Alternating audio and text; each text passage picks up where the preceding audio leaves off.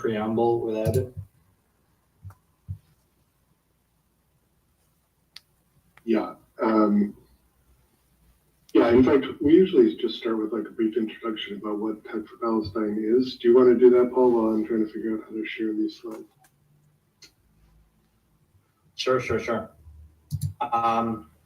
thanks everyone for coming. This is the June monthly call. We've been doing these every month for about a year, and we're doing it once a week before that.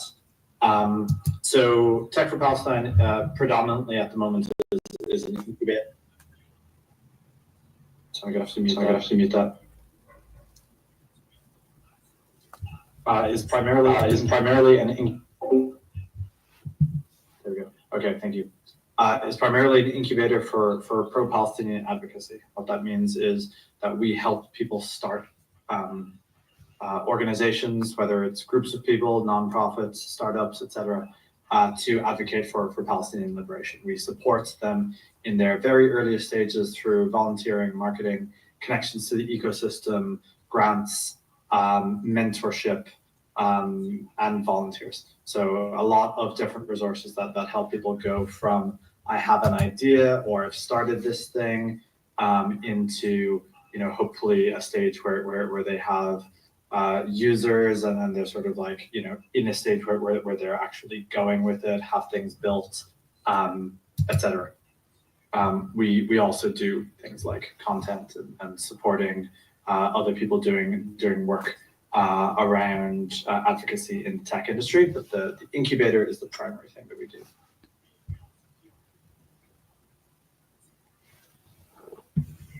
Okay, great.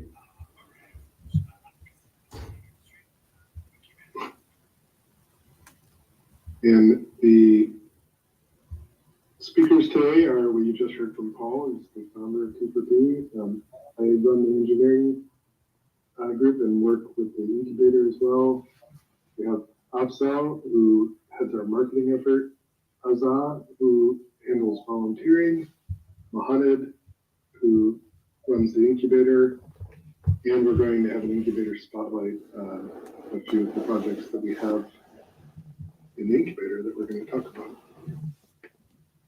We're going to start with Afzal giving us an overview of the current state of affairs in the world. Yes, thank you, Tom. So I'm going to walk you through some headlines of last month. If this is the first time that you're seeing this picture, but I guess not, this is a little girl, Ward al-Sheikh al-Khalil. What you see here is that she's trying to escape. She was actually filmed while she was trying to escape a fire after an Israeli airstrike hit, I think it was the Fahmi al-Jarjawi school in Gaza City. And this school was sheltering displaced families. And as usual, it was bombed without any warning, killing at least, some sources say 33, some sources say 36 people, including her mother and siblings. Her father was critically injured, but at least she survived, thank God, alhamdulillah.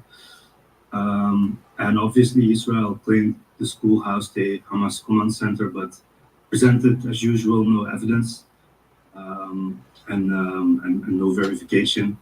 But yeah, this went viral. I think it gained a lot of attention. This was also, I think, at least here in the Netherlands, this was one of those news items that woke up many people. We can go to the next one, Tom. Then aid distribution also has started very recently, but the UN condemned this new aid system imposed by a collaboration of the US and Israel that basically forces starving Palestinians to collect food from Israeli-controlled zones, also guarded by military, and I think I've also read contractors from private American companies. And the system, it basically bypasses established humanitarian channels, and it has resulted in multiple civilian deaths after Israelis started to open fire on crowds, basically. Many aid groups, they have refused to participate, and they're calling it a political weapon. And I even read that they call it an engineered scarcity intended to control the population through hunger, rather than really giving them like food and aid and trying to help them survive. Then we can go to the next item, Tom. Yes. Yeah, also an interesting headline of last month, that the UK they announced that they will join France and I believe also Canada in a joint effort to formally recognize the state of Palestine. And this announcement also comes in response to the continued assaults on Gaza, on civilians, and the humanitarian crisis. So you see this more in Europe, like European leaders are increasing diplomatic pressure on Israel. And I'm sure about that, there is a formal declaration expected also at the UN conference in June, so this month. But just 5 minutes before before this community call, I read that now the US is putting pressure on France and the UK because they want to recognize the state of Palestine.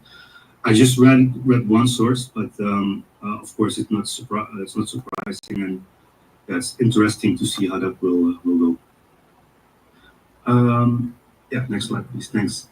Yeah, so if you're in pro-Palestinian activism and in tech, I'm sure Microsoft is all over your social media feeds right now. It started back in April. We mentioned that also last month in this call with the activism of Ibtihal and Vanya, but now also someone else, and I can't recall his name. I think Joe. Anyone knows his last name? Feel free to jump in.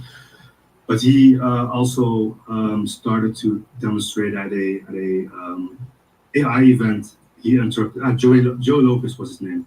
He interrupted basically the CEO, and he interrupted the CEO to protest the company's provision of AI technology to the Israeli military.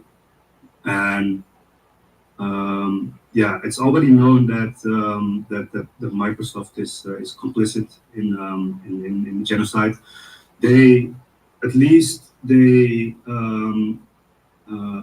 that they provide their systems and tools to the Israeli military, but they deny the fact that they are involved in response for civilian deaths. This is the reason why Microsoft is all over the news lately. If you are in pro-Palestinian activism, then you will see them on your social media streams that lots of people, lots of employees on Microsoft are speaking up and protesting at their own events.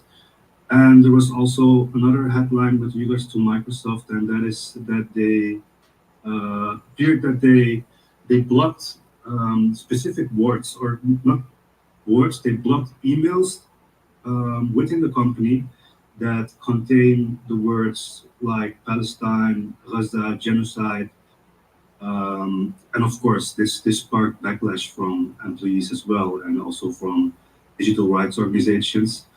And what Microsoft said about this is that they simply try to limit non-work communication. Yeah, and if this is the first time that you're hearing about these Microsoft affairs, then I recommend you to follow. There is this channel on social media, No Azure for Apartheid and No Tech for Apartheid. That's it. Then I would like to hand over to Paul. Really quickly, Paul. Sorry, Paul.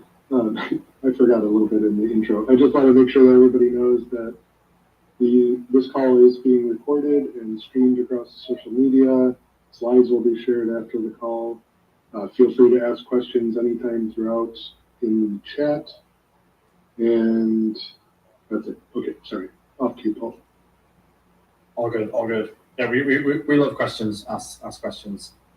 Okay, so a couple of things that are coming up at the next Entrepreneurs for Palestine webinar. So you might know Entrepreneurs for Palestine is a sort of a subgroup of Tech for Palestine that focuses on entrepreneurs and venture capital ecosystem around startups and that kind of thing.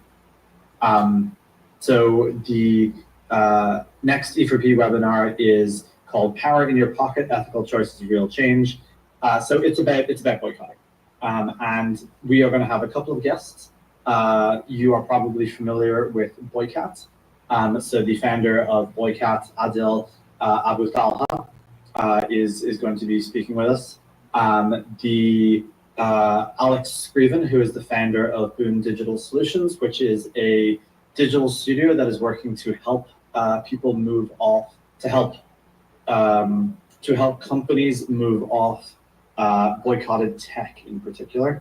And there's a focus at the start, at least for them, with Wix. And then we have Amir Navawala, who is the founder of Huria, which is a platform that blends sort of ethical consumerism with economic resistance. So the kind of things that we're going to be asking them are talking about, how tech sort of interacts with boycotting, what it's like fundraising in this environment as startups, how to scale with these kind of constraints. That's some of the stuff that I caught in the script that I saw, and I think it sounds like a pretty interesting webinar. So that is, I do not see on the slide when that is, but it must be in my script somewhere. That is on. Okay, I don't have it, so someone needs to post that. So the second thing that we would like to point out is that you can now donate to Tech for Palestine. So we have largely run Tech for Palestine on a shoestring budget for the first year. And now we are getting a lot of benefit from providing grants to our projects, from hiring engineers to lend out to our projects. And this sort of work, we are now supporting 60 projects. And we're trying to scale that up to 100 projects this year. And so donations, and in particular recurring donations, are the sort of lifeblood of being able to support that. So if you are able to make a recurring donation in particular, we would very, very much appreciate that. And there's a big donate button on the website that should be very, very obvious. And also Halud has helpfully posted the link in the chat. So that's it for me. Thanks, everyone.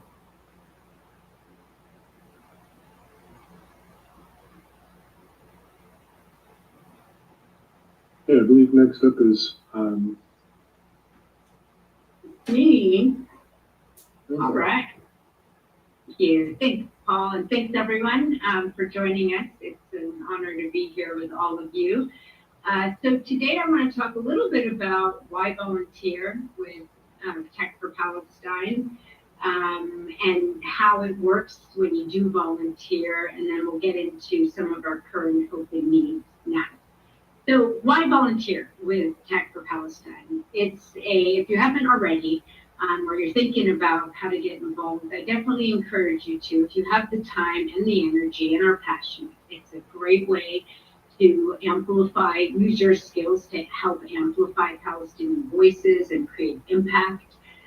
You join a global network of professionals and activists that are committed to the cause and are truly awesome to work with. It's an opportunity to grow professional skills while you're doing something meaningful, and turn your support into concrete action with measurable results. We talk about some of the impacts our project has, different projects have, and none of this would be possible without the support we get from volunteers. So I definitely encourage you guys to check it out, check out the open positions. We'll talk more about some of our current ones. And if you have any questions about volunteering, just in general, don't hesitate to reach out to me. So when you do submit an application, or if you have already, I'll talk a little bit about the process today and talk about some of our goals and improvements we're hoping to make. So currently we get about 30 volunteer applications a week. Every week, submissions come in, and at the same time, we get the volunteer team gets requests from project leaders and from internal teams on a regular basis, almost daily, of different roles that they need help with. And so the recruiting team, which is a mighty team of two right now, two volunteers, we review the requirements for each position. We search our database, the existing volunteers in the database, and we look for people that appear to be the best fit. So we filter by skills, by time availability. We filter on things like language and whatever other key search terms that we find from the requirements. Based on what we find when we do our searches, we look at volunteers that appear to be the best match based on what they filled out in their submission, in their application, and then we email them. We email volunteers, we explain the role, we explain the project, and we ask them if they're interested. If a volunteer replies back saying they're interested, we connect them to the respective teams to discuss further. That's our process today, and the most common reoccurring positions that we have typically require a minimum of 5 to 8 hours. I mean, most of our positions are on the 8 to 10 hours, but a minimum of 5 hours for most of the most commonly, positions that we have across projects in T4P. And it's usually for a couple of very key roles for us. So social media content specialists. This is anything from people that actually are creating and writing content and posting on social media to folks that just know how to manage those platforms and take already, content that's already created and help manage it and publish it on platforms. We commonly look for researchers and writers. This is everything from doing online research, data entry, creative writing skills, technical writing skills. Those types of skills come up a lot. Technical skills like UX and UI designers, back-end, full-stack developers come up a lot. Roles can be short-term or long-term, and the types of languages and technical framework required typically varies depending on the project need. So, we need Unity or Python or React or Flutter or whatever it is. And so really, really important when you are filling out an application, when you have these types of technical skills and you understand the different languages and programs that really important to take the time to list that out. It allows us to do that matchmaking much more effectively. And then the other type of role we commonly have a need for are community kind of management and moderators, both for our projects and within the T4P internal roles. There are also one-off, roles that we get that are a little bit more one-off, maybe not as frequently as the roles I just mentioned, but things like project managers, maybe something in finance, a grant writer, recruiters. I'm always looking. So there are other types of needs that we have as well. So I don't want to discourage you from applying, but the more we know about you and your skills and what you're interested in, the better we're able to match you quickly when we do have a role. So in terms of just a quick update on some overall improvements we're making to our process. So we are looking at making updates to our form, making it a little bit smarter how we capture information. That's important for us, and how we engage with all volunteers that submit an application today. So our goal is to engage with every single volunteer that sends an application today. We are not there, we're far from it, but it's something that we are working on and looking for ways to do that in an effective, scalable way. So the best advice I have for you, if you've already submitted a form or if you're thinking about submitting a form,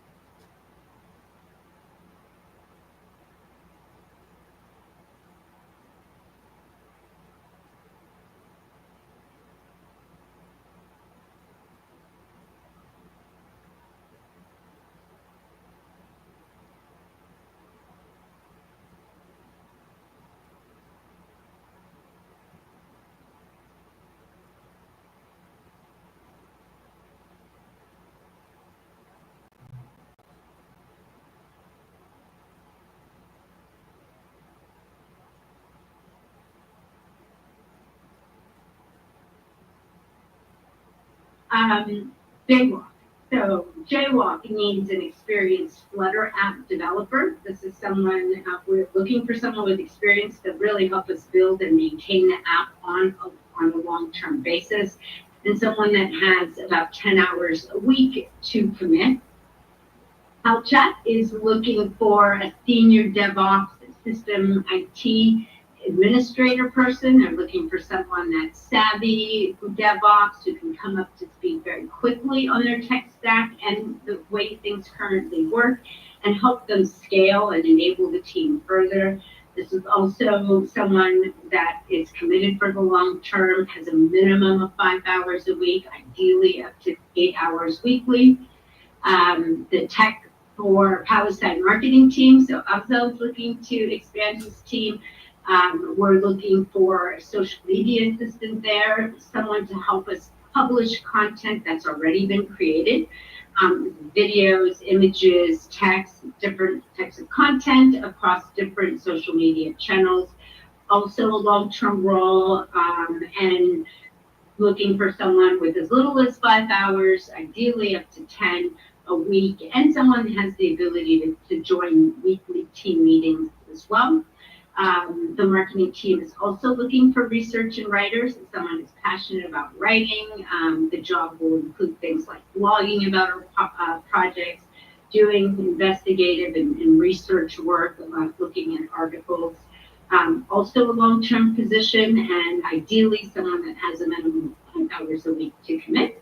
Our team is also looking to grow, the volunteer team, so we're looking for both recruitment coordinators, so these are volunteers to help us with that matchmaking project and match volunteers with impactful projects based on requirements and skills. This is a long-term role, looking for someone that has at least 5 hours a week to commit to it, ideally 10. And we're also looking for someone to help with screening and onboarding volunteers. So as I talked about, we're looking at ways to improve our process. We're looking at bringing on folks that can help us, someone experienced at doing interviews or screening, that can help us conduct those initial screening calls and onboarding calls with volunteers. Those are a couple of roles I wanted to highlight. We have a lot more. I encourage you to go check out the website to see a list of all of our current roles. I try to update that website at least weekly, definitely every 2 weeks. So I encourage you to check back regularly to see the different roles that are coming up. And then last but not least, I'd like to take a couple of minutes to just do a shout out to a couple or a few amazing volunteers that we want to recognize. So we have an amazing crew. It's always hard to narrow it down to just a few, but we try to do a few every call. So this time we'd like to recognize 3 volunteers from the Right for Palestine team. This was formerly the Cora Dedication Project team. So Aisha, thank you for all your work. The team, they call you incredibly dedicated and a very resilient writer for Right for Palestine, consistently pushing through challenges and setbacks with unwavering determination. You're known as a hard worker, you're persistent, and your passion elevates not only the quality of your work, but also significantly contributed to the Palestinian cause in general. Despite obstacles and challenges, you've remained committed, and your efforts have had a meaningful and lasting impact, not only with the team, but across many various communities. So thank you, Aisha, for all your hard work. Mustafa, as soon as you joined the team, you've shown remarkable dedication and perseverance. You're consistently rising above challenges to deliver thoughtful and impactful writing. Your commitment to the Palestinian cause and your tireless work ethic have been truly inspiring to all. Despite difficulties, you've remained focused and dependable, contributing greatly with both your talent and your unwavering support. Your efforts make a real difference to the team and everyone that comes across you, and they're deeply appreciated. And Allison, Last but not least, you've been steadfast and a passionate writer for Right for Palestine. You bring both heart and determination to your articles, even while going through difficulties and challenges on a personal level. Your resilience, your strong sense of purpose have shown through every piece that you've produced, making a profound impact on the Palestinian cause. Through your dedication and unwavering support, you have not only enriched the work, but also have inspired many across the team. So congratulations to all of you. Thank you very much for everything you do for Right for Palestine and for T4P as a whole and the Palestinian cause. So with that, I will transition to, who am I transitioning to? I believe Mohammed. Yeah, I think that's me. I hope you can hear me, everyone. I can. Cool. I'm gonna venture with the cam and pray that my connection doesn't fail me today. If it does, I might be away for a few seconds and then come back. So we've got 5 new projects that have, some of them have just been accepted into the incubator just in time to make it for the monthly call, which I'm very glad about. So let's just kick off. Sourced Press is a project founded by a Palestinian Canadian. The founder has a tech background, and just like the rest of us, they got sick of the mainstream media consent manufacturing machine that I think we all got sick of in the last year and a half or so. But they then decided to take the initiative and create Sourced Press, which is a publication dedicated to full transparency in the fact-checking done behind every article, every news piece that they post. Every source document is available with the annotations to guide the reader on what fact-checking has happened, what comments around the fact-checking are displayed very transparently. The project has a working MVP, and they look next to expand features and reach so that they have bigger impact. Next on is Tech from Palestine. Tech from Palestine is founded by a Gazan developer.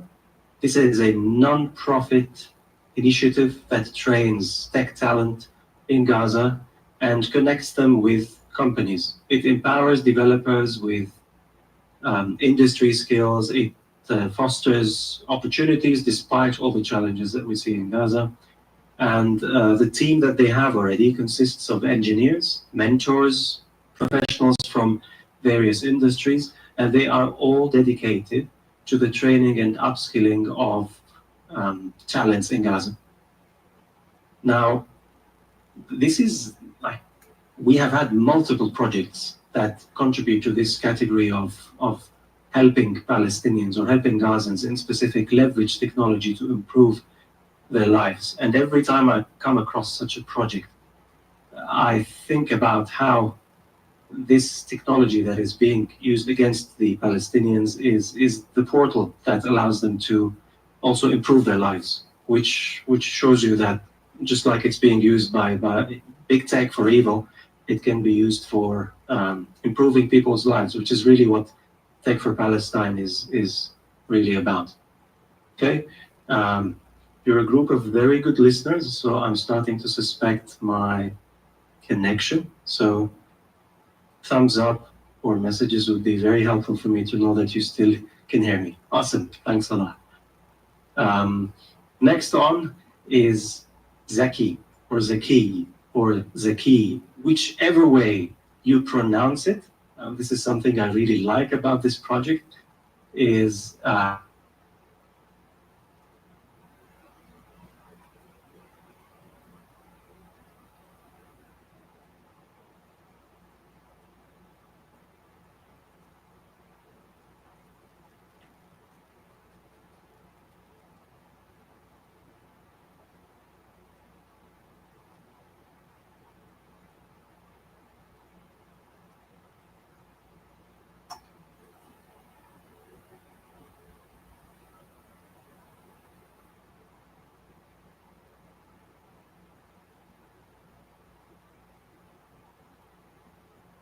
Your video It's back for me, but you're muted, Mohammed.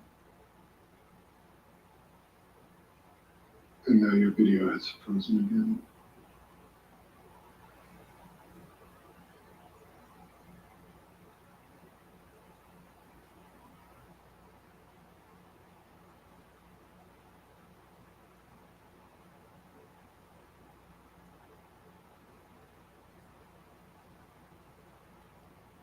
How about now? I hope you can hear me.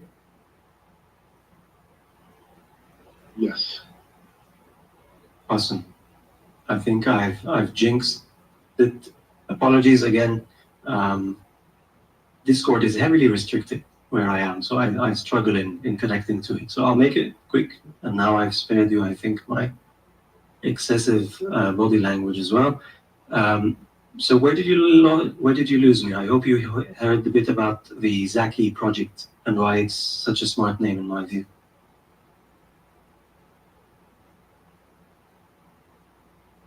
No, you were just about to tell us what was so exciting. Okay, awesome. So I was about to say that I think this is such a smart name because whichever way you pronounce the word Zaki, Zaki means something positive, whether in Arabic or in different languages, it's either someone who's smart or something that is fragrant or it's the key. So I think very well done by the founders by coming up with a creative name. But to what this actually is, this is a very diverse set of founders, a very international team who seem to really know what they're doing. And they're planning to have Palestinian tech graduates finding jobs through tailored, accelerated training. Zaki is a global network of educational experts, techies, professionals, and Palestinian supporters. They're offering Palestinians education, professional exchange, even mentorship, and a chance to join the global economy. Moving on.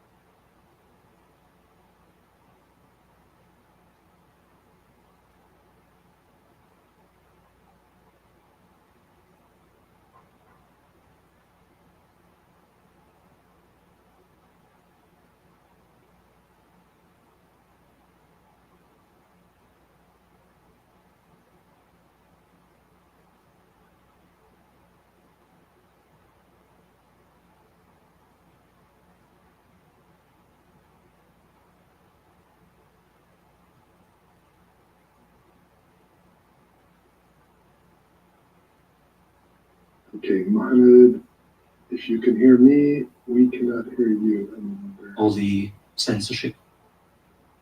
So I guess those are all the projects we have for today.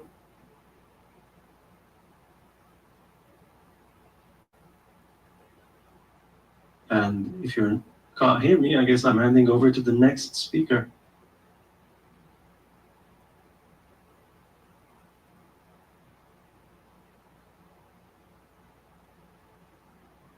Looks like the next thing we have on the agenda is the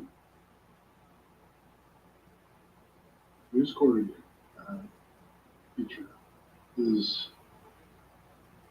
Nima in the house?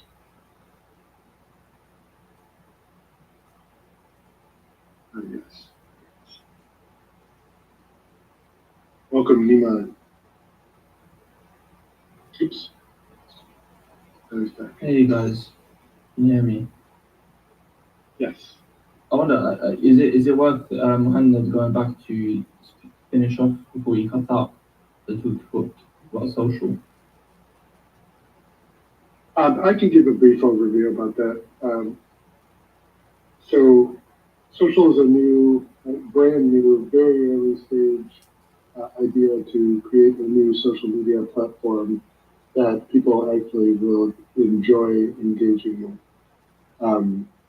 So, a low toxicity and high value social media option.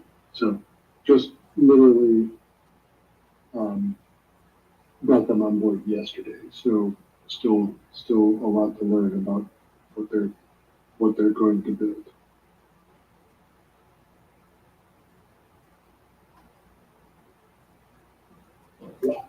Nice, yeah. If that's everything, I can, yeah. If you go to the next slide, there should be, I've just got one slide, so it should be easy to manage. Okay, it's been spent too. Okay, nice. Thanks to whoever did this.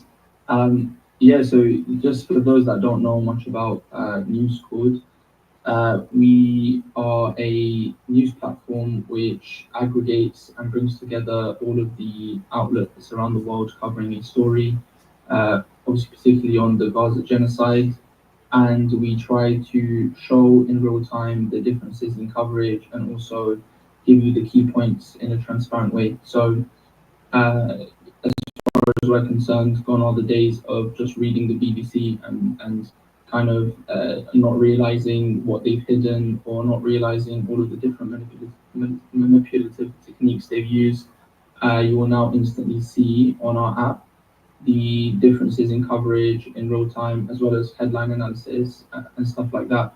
And as a result of this, so what you're seeing on the screen now is we think quite groundbreaking in terms of finally being able to quantify just how pro-Israeli and pro-genocide these outlets have been. So as a byproduct of powering our app, we now have hundreds of thousands of articles for every single outlet. And what we've done is we're trying to now make use of that data, essentially, because this is ultimately gold dust, having all of this data with tags and classifications. So what we've done here is we've said, okay, so for The Guardian, BBC, Al Jazeera, and CNN, from October 7, 2023 through to now, which stories have all four of them covered to make sure that it's a fair comparison. So that results in around 680 articles or 680 stories about the genocide that all four have covered. And then we count for, on average, how many words are dedicated to the Israeli perspective for all of these articles per news outlet. And we've seen that for the BBC and CNN, around double or more than double of the words count is dedicated. Well, yeah, Israeli perspectives get around double the words count compared to Palestinian perspectives. So especially if you contextualize that with the fact that the majority of these articles are about Israeli attacks in Gaza, about dozens and hundreds and thousands of Palestinians being killed by Israel, it's quite astounding to see that actually double the space is given to the Israeli perspective compared to the Palestinian. You only see, in terms of this comparison, only see in Al Jazeera that they actually dedicate, and even in that case, slightly more words to the Palestinian perspective compared to the Israeli. So this is kind of a series of analysis we're starting to release on Twitter primarily. If you feel that's the right audience for this kind of meta aggregated, I guess potentially the analysis and making use of all the data we've collected. You could just go to the next slide, Tom. And just to answer what is your question on the chat, we have essentially this is all going to be part of a huge, like, comprehensive report, which a lot of people actually within Tech for Palestine are involved in, and we'll release every single example, every single excerpt, and an article that backs up this data or that was used to create that analytics. So once we release the report, it will be alongside a dashboard and alongside a long list of examples for everyone to see. So that is to obviously increase the credibility of our findings. And for those that are interested in trying out our app, which is all about making the news transparent and unraveling hidden agendas, then you can head to our link tree. It's just linktree/newscord. We've got a website, an app, and also we have a Chrome extension and Firefox plugin. And they all, more or less do the same thing. Our app is probably the most feature heavy and most, I guess, the most impressive. You get notified as soon as there's a new, a new story about a topic that you're interested in. Obviously, for everyone here, it will be the Gaza genocide. So you can just tick that, and your kind of the home screen of the app is also like I did like a For You page where it shows you just the key points and the major contradictions in the news. And yeah, that's it really for News Squad. That's all the updates.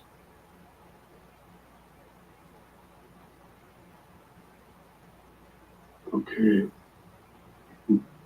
That's great. Thank you so much, Nina.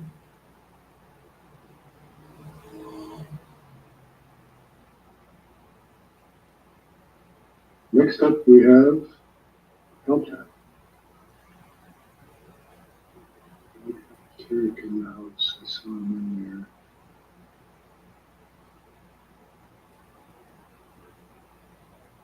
there. Yes. Hello, can everybody hear me? Yes. Great. Welcome. So, thank you so much. I don't know how to turn on the camera in this, and maybe I don't need to. Maybe it'll help at the void. Oh, actually, there it is. It appeared. Turn on the camera.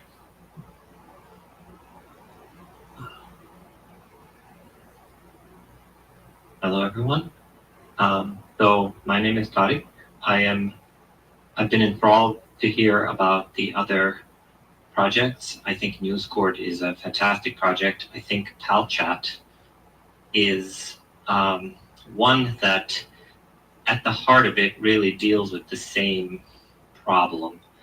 And it's kind of a root cause. And that is, how is it possible that, 75 years of occupation, demonization of a people, now genocide, are so fervently supported by so many governments and people around the world? And it is really because of pervasive mass propaganda.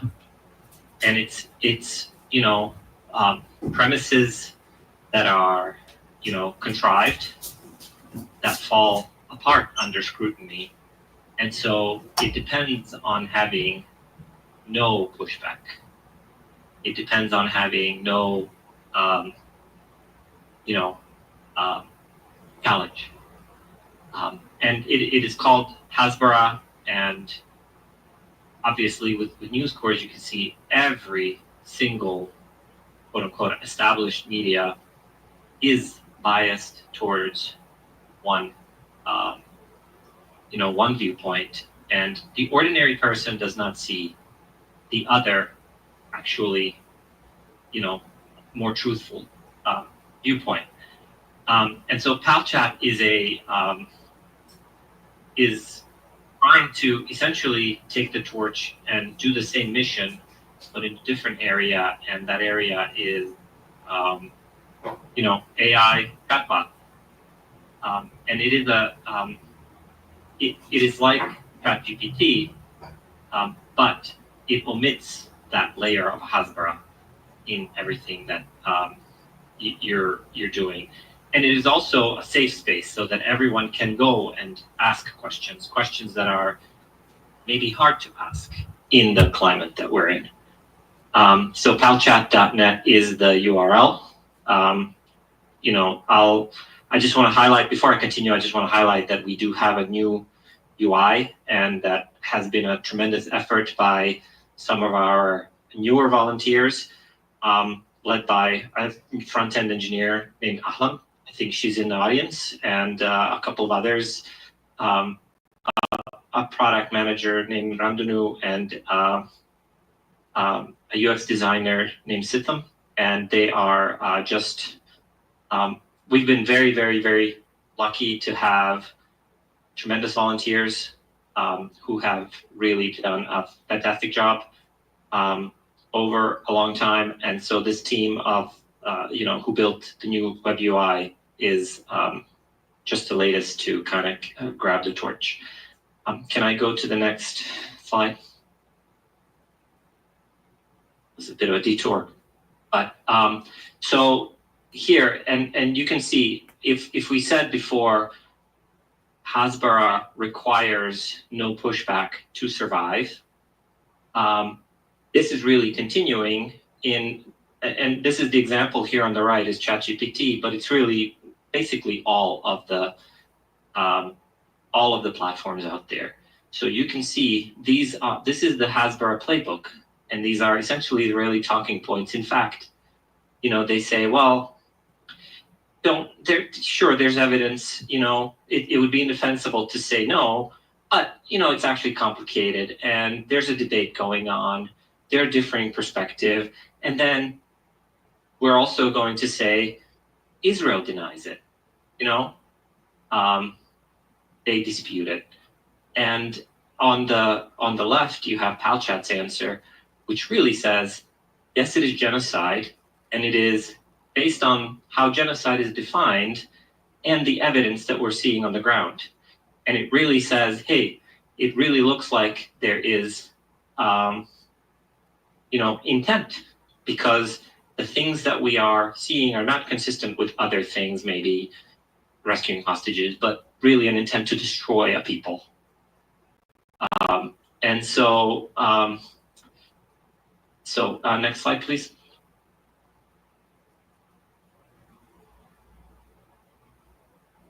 Good. And so, because Hasbara demands to be in front of everybody in every country, affecting everybody, for that to not be challenged, our main strategy is to also try to get as many people and to ask questions, whatever questions they want, even if they're Zionist and they're trolling, right? Palchat just simply, honestly answers patiently with details over and over again for as long as you want to do it. You can go as deep or as wide as you want. And for that, we are now have ramped up users. We had a beta release a few weeks ago, and our user count since then has been about 200 weekly users and about 700 questions. And we are hoping that our new efforts are going to increase that by a lot. Our second strategy, which we are in the process of kicking off, is to essentially learn and upgrade Palchat and add a lot more detail so that it is not just getting about what the argument is, but it is getting a lot more detail and depth and depth of argument in order to really enable thought leaders to go out and advocate and write and produce things that are high quality, that stand up in forums, in courtrooms, and have staying power. And in fact, we are now partnering with Right for Palestine in order to fundamentally upgrade the thought processes that Palchat does. Can we go to the, so those are the two strategies. So where can you find Palchat? Well, we have our URL, which I gave before with the upgraded UI. We also have partnered with several sites that some of them are part of the Tech for Palestine. And we have a UI that can be embedded into any partner site. So if you're interested, you can have Palchat, and we would work with you to have Palchat complement your content. And of course, on Discord, it is available with the /Palchat command. Next slide. And then finally, we are very close and are planning this month to be much more accessible to many users, including younger generations, by releasing our phone app, which has also been in the works. And we are hoping to publish it to both iOS and Android, and be able to just challenge Hasbara in front of many, many more people.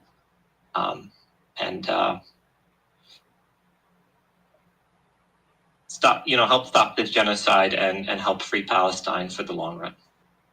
Thank you all. Thank you, Terry. I love panel chat. Thank you. Okay, we are nearing the end of time here, and last but not least, oh yeah, here's Sorry. the contact information. It's Yeah, just where you, yes, I forgot about the last slide. This is how you can help, obviously, and this was really the most important slide. I apologize. So we would like everyone to use it, obviously, and tell us the experience of using it. And we do improve based on what we, observe and what people tell us. We are actually upgrading all the time. We have tremendously benefited from Tech for Palestine volunteers, and there's always a need. And in fact, the needs are getting bigger. The team is growing, and the needs are getting bigger. And then, as I mentioned, there's a very easy way. If you have a site and you would like to host PalChat, there's a very, very easy way to do that. Just contact us, and we can let you know how. So now I think I'm done. For real. okay, great. Thank you, Terry.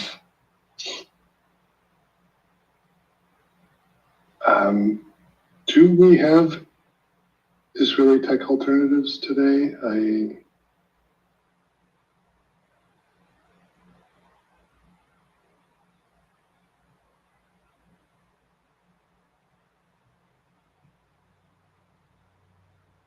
Yes, okay, great. It's coming on.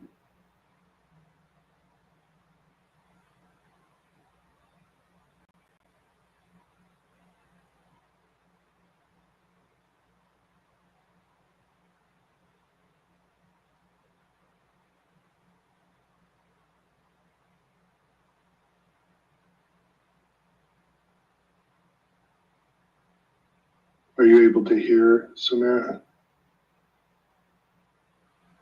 or speak?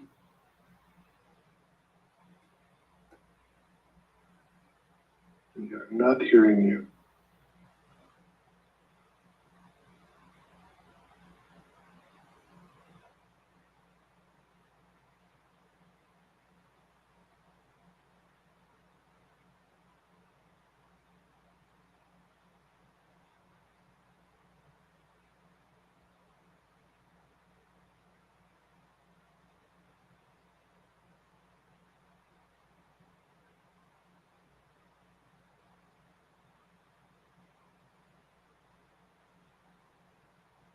Okay, please bear with us. I believe Samara is going to restart and try to reconnect.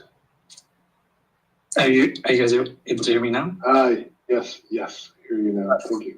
Oh, thank you. I'll keep my video off then. I don't know if it's the video or what now, but thank you. My name is Sumer, and I'm glad to present Israeli Tech Alternatives as the project. Firstly, I'm grateful to be part of Tech for Palestine, to be able to contribute in whatever way possible for the cause. Now, the Israeli Tech Alternatives project in itself is not, I would say it's not, there are a couple of other efforts being done in terms of identifying Israeli tech companies. Our focus was, and then we can move to the next slide here. The thought was that while we do that, making sure that we have everybody aligned on the why, and then be very specific on what will really help in terms of making a dent, right? So what you have here is just, I'll just go through this quickly, because people do ask me, at least, like helping, specifically when it comes to the tech side of Israel, how will any effort help? So this is to kind of give you just in terms of numbers, right? So where today it's one of the main sectors that is 53% of their exports and is the largest, it's the largest contribution to their GDP. And it's not funded by the government. It's mostly funded by the private sector, etc. So in terms of making a dent, this is one place where you don't have dependency on looking at some actions from governments, etc. And this is where definitely people can help in terms of making an impact. What you have here is just how much it contributes. There is definitely growth in the high-tech industry within Israel, at least like a huge growth since 2012. But if you go to the next slide, the downside, which works in the benefit of our goal, is there's a decline, right, in the investments in this sector, and that decline directly impact kind of the health of their economy as well. If the decline can be based, and that's where our goal comes in. Like if you can go to the next slide. The thought was, sorry, Tom, if you can go to the next slide. So the main goal, when at least I picked it up, was the big audacious goal was to put a dent in the sector by mainly two things: focusing on slowing the growth of their startup, especially tech startup, and then shrinking the user base of the large sector. And what in terms of following the model, we already have a model out there. We're from the Starbucks, and I call this Starbucks model, where the boycotting of Starbucks, again, we can dispute on whether or not, but what was successful was that there was an impact, and that impact was primarily mainly because it was easy to find alternates, and it was easy, and having the ability to not just easily find alternates, but find alternates that are same or better. Those two things really helped, right? So that is something that we're focusing on as a project. To while there are a lot of sites, etc., that can highlight what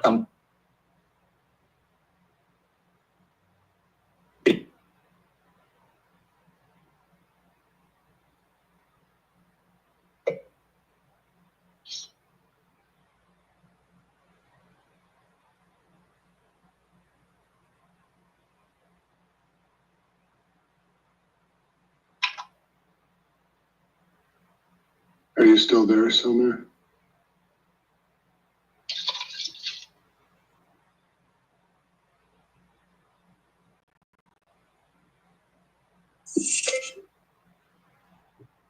I think I lost you guys.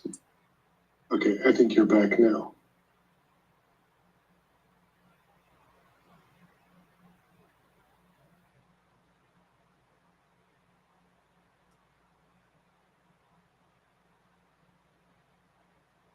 Maybe not.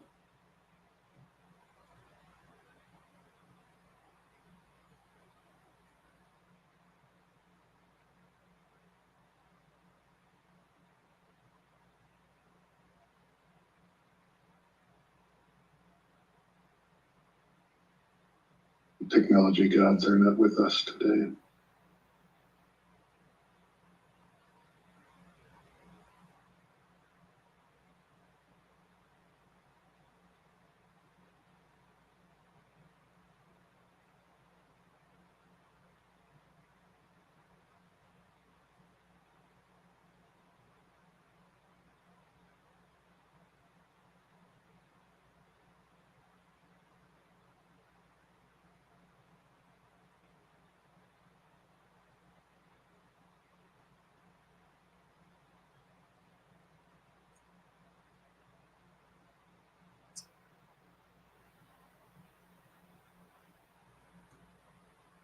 Hello, are you able to hear me?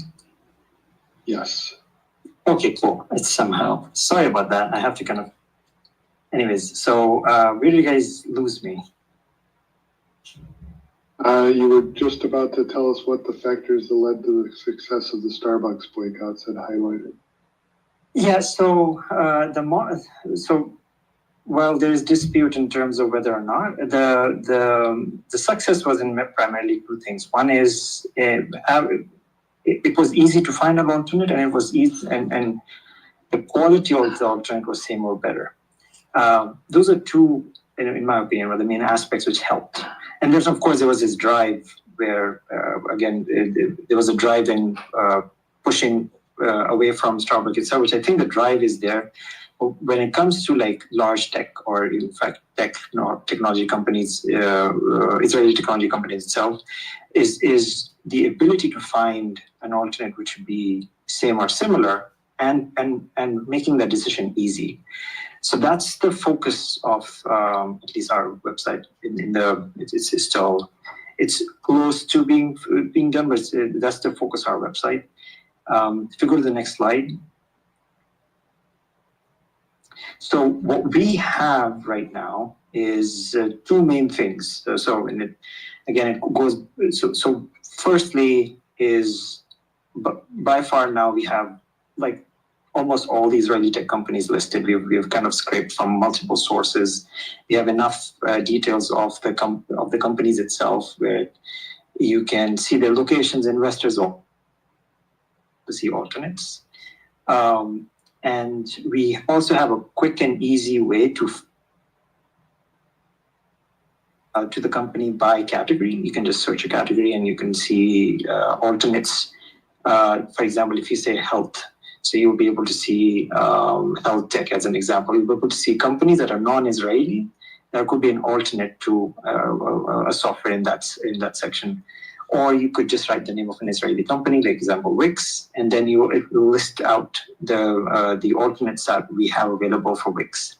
Or you can just search for an alternate name itself, right? So if you don't, if you know of a company and it will just list it out and mention whether it's an Israeli company or it's an alternate that exists in our database. Those features are available from a work in progress standpoint. While I think we have enough quality data on the Israeli tech side, Israeli company name side. When it comes to the alternates, we are shy of just 300 companies, and that's where we're working on right now in terms of making sure that we have enough details and we have enough alternates for all the Israeli tech companies that I mentioned. And then have some hints or helps or guides in how to make the switch from that Israeli company to a new company. There's other future work that we have that is roughly it's in the backlog, a couple months of work required, which is the ability for a user to log in and tag a company so that you can kind of get emails if there are further updates in terms of alternates to that Israeli company. So yeah, that's where the current feature set stand. If you go to the next slide, there's some screenshots. So what you're seeing here is the first page is on the left, where you land on having the ability to search for alternates, and again you can search by all the methods that I mentioned. And then on the the right side shows, if you search, by the way, you can search for alternates, you can also search for Israeli companies itself, which is a separate tab. And if you do search for an Israeli company, the first thing we push out is the alternates. And there are more details if you go to the next slide that are present today. Where you can also suggest an alternate, but you can also look at founders, investors, office locations of the Israeli company. We are trying to replicate the same level of details for the alternates, and that's where kind of most of our current work is happening.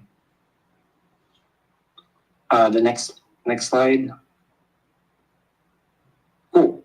So while this is in progress, we are it all goes down to the quality of the data, which is where our focus is now on. So we have the framework, we have the feature set.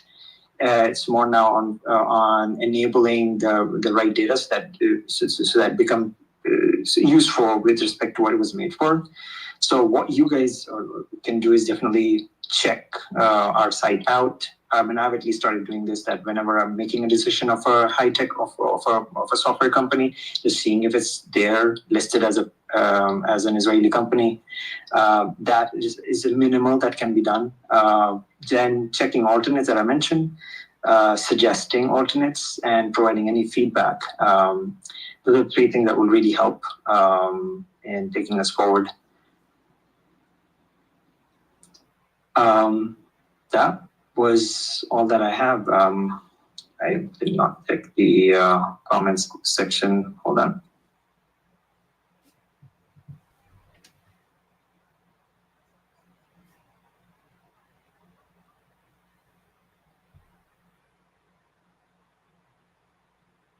So, Salah, to your question, there is, for Wix, there is a separate project, but this is more to highlight what other alternates exists, and with, with some minimal help where we can. But for Wix, there's a separate project.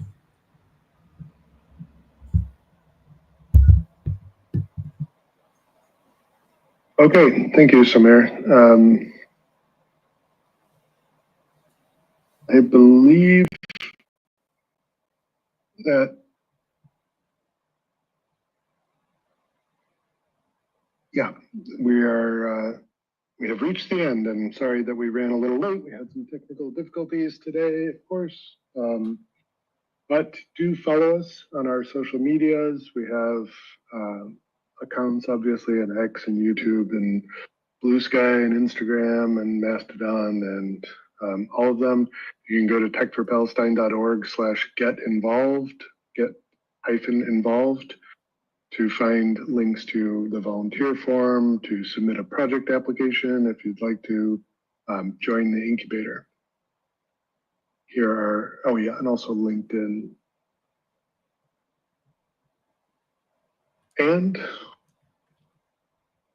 that's all we have. If you want to join the Discord, obviously, if you're in the Discord already, then you know how to do it. If you're watching this on a stream or recording in the future, just go to techforpalestine.org/discord-invite and join our server.